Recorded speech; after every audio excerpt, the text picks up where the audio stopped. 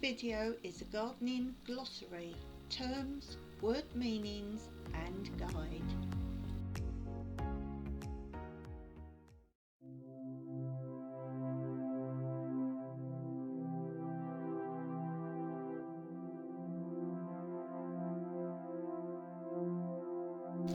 This is a method of sowing whereby seed is spread evenly over an area of ground rather than placed in drills. The best example is sowing lawn seeds, but cabbages, broccoli, Brussels sprouts and other vegetables are sometimes sown broadcast in a bed for transplanting later. Broadcast seeds can be covered either by scattering soil over it or raking the surface carefully after sowing. One of the drawbacks compared to sowing in drills is that weeding tends to be much more of a problem.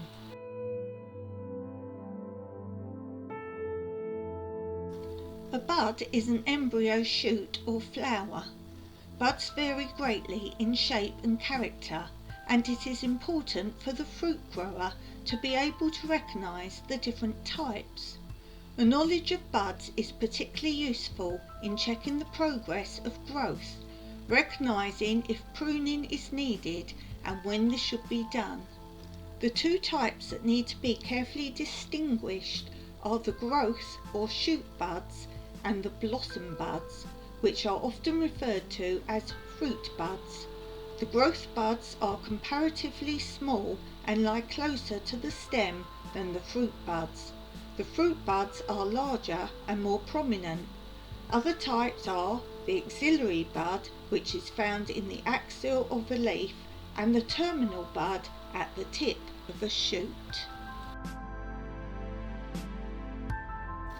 Budding is a method of propagating a fruit tree by uniting a bud through a slip of attached bark to a host plant.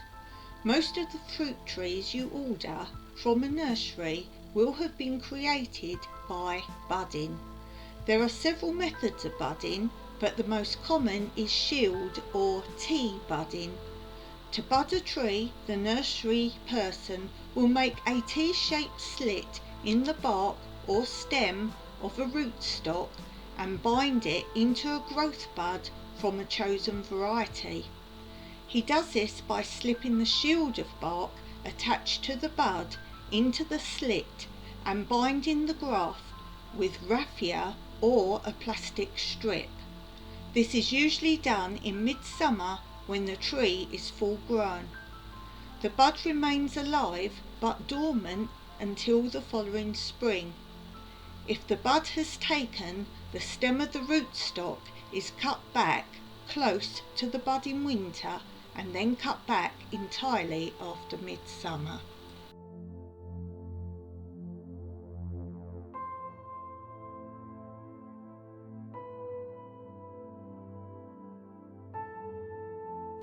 A bulb is a swollen underground bud surrounded by plump scales.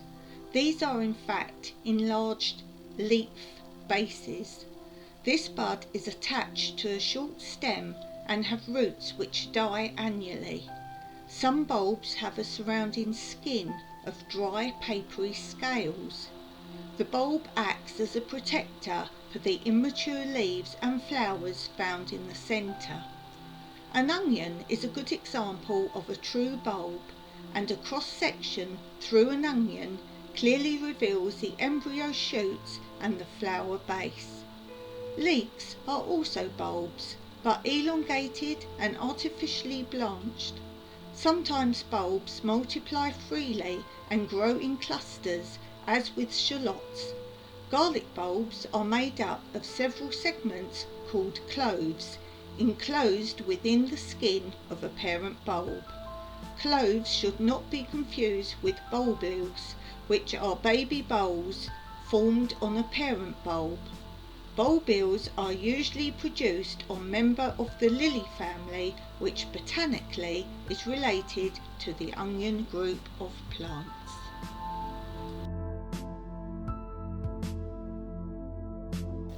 Callus. This is a growth of new tissue which forms naturally over a wound on a plant, particularly one made by pruning. When a cut is made, the underlying tissue begins to produce new cells which form a hard scab on the surface to cover the wound. Because a clean wound forms a callus and heals more quickly than a torn one, it is important to trim off any ragged edges left from pruning. A callus is also produced at the base of a root cutting before the new roots can appear.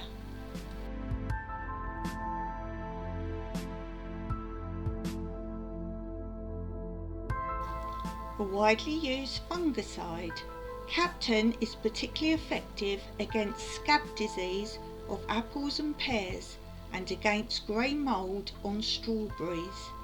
Captan is available both in liquid form for spraying and in powder form for dusting. Although not poisonous to humans, it is highly poisonous to fish and should never be used near a fish pond.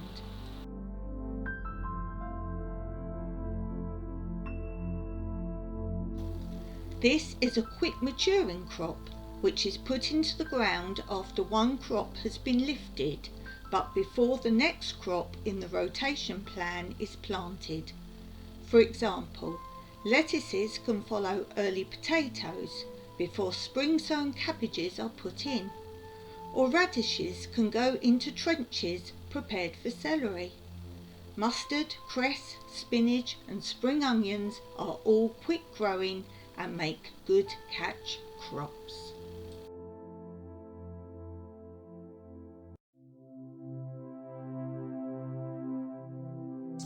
This is a physiological disorder which can affect many different plants. The foliage of diseased plants turns yellow because the production of chlorophyll is inhibited. Sometimes the yellowing can be very severe, particularly on fruit trees, and the crop can be lost. Chlorosis is the result of one or more unsuitable conditions in the environment. Cold weather and poor drainage can both be responsible, but the most frequent cause is a deficiency of some essential element in the soil. This can be corrected by changing the mineral balance of the soil.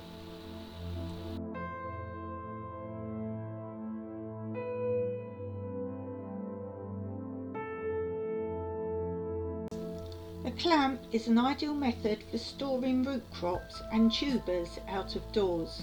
Only one kind of vegetable should be stored in a single clamp.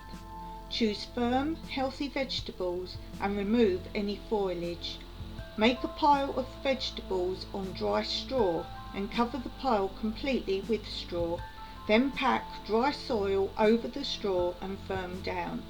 Crops stored in a clamp should be kept for several months. A cloche is a transparent covering used to protect seedlings or plants from low temperatures and cold winds.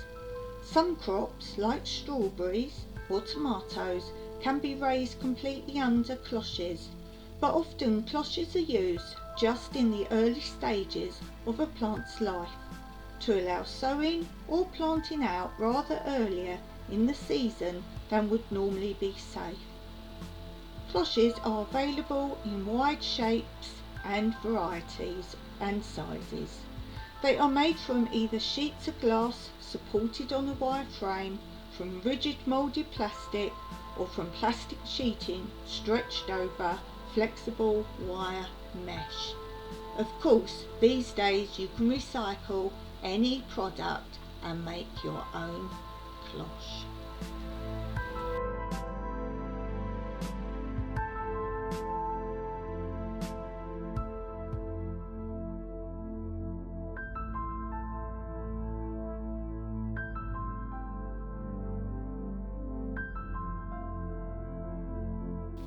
Compost for the garden, not to be confused with seed or potting compost. Garden compost consists of various organic matter allowed to rot down in a compost heap or bin for use as a substitute for animal manure or as an addition to it.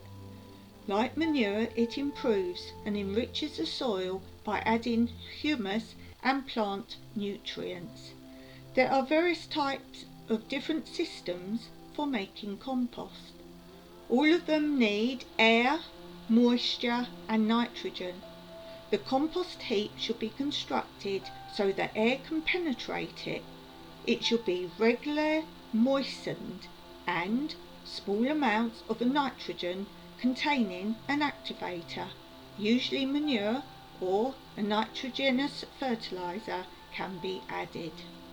Don't forget to layer your compost green and browns.